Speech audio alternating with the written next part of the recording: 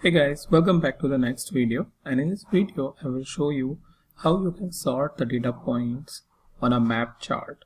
So right now what you are seeing is the sorted version by the postal code or the zip code information. So if I go here on this sorting, if you can see I am sorting by a field in a descending order.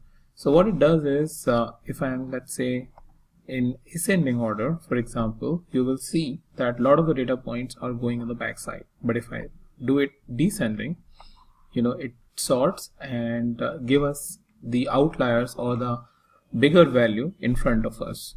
So how we can do that within a map chart? Well, it's just straightforward. So what I'll do is just create a new sheet, and I will put state and postal code over here, and I will take profit as a double click, which is sum of profit, and I will change it to color, and it should be circle.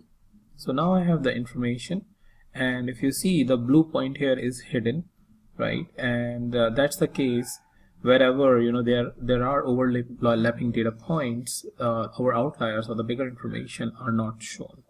So to do that, first thing that we need to do is create a calculated field by going over here and clicking on create calculated field. Since I have already created it, I will just show it to you. The absolute profit, so that we are getting just the positive values. So I will just go into the edit, and that's the formula, absolute profit, absolute, and within that the profit field you need to specify, and that's it. Click OK. Once you have it there, go into the postal code and click on the sort, right? And let's drag it a little bit here so that I will show you the impact. I will first say descending, and field is basically my absolute profit. If I go down here, absolute profit.